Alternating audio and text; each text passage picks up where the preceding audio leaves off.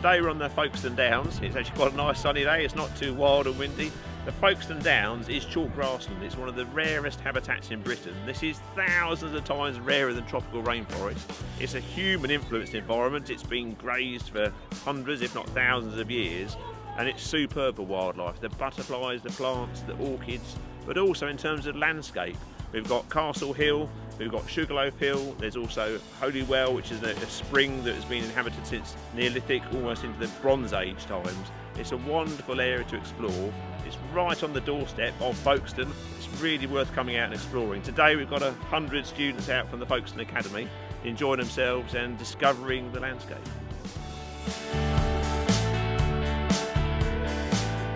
On this side we've got Castle Hill, which is a Norman fort and Bronze Age barrows. We're actually on Holywell Field, and amazingly enough this was the cut and cover during the construction of the Channel Tunnel. This is a massive trench, and literally beneath our feet now the Channel Tunnel is running with the trains heading under Sugarloaf Hill, which is the one over this side, called Sugarloaf because it looks like one of the old style Sugarloaf mounds that were traded, how sugar was traded years ago. There's also Holywell Fen, which is an area where the water always flows. It's on the spring line at the bottom of the downs, and again there's been some very interesting research done about the historical occupation of the land, and it shows this area was inhabited right, Neolithic times.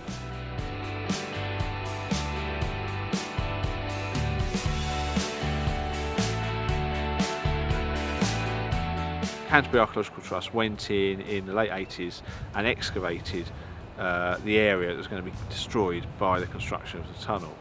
And what we found there was a very important early Bronze Age settlement from what's known as the Beaker period.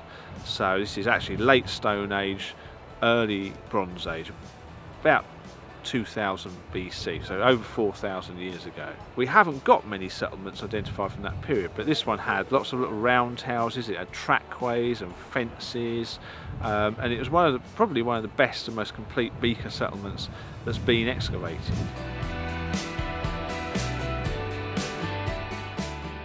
Castle Hill is an incredible spot for wildflowers. It's one of the richest orchid sites that I know, and it's partly because of all the historical earthworks that have gone on. You've got some very steep slopes with very thin soils, so you've got bee orchids, fragrant orchids, common spotted orchids, pyramidal orchids, and it's just an absolute carpet. And again, because it's a nutrient poor ground that hasn't been enriched through farming or agriculture, it's actually an incredibly superb wildlife site. Castle Hill is one of Folkestone's sort of most important archaeological sites, and it's quite an enigmatic one in a way. We know that it's a medieval castle. Coins were found there dating to the reign of King Stephen, and this was a time of the civil war between King Stephen and Matilda as they contested for the crown of England.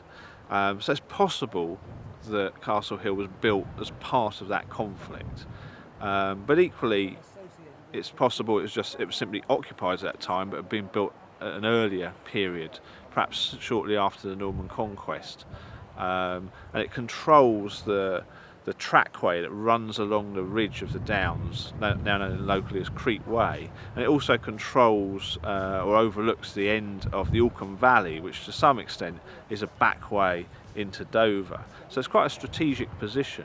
We'd like to know more about it, but we can't really dig it. It's a scheduled protected site. It was excavated back in the 19th century by a person called Pitt Rivers, and he went on to have a very important role in modern archaeology. He went and worked in Egypt and the Middle East, and by some is known as the father of modern archaeology.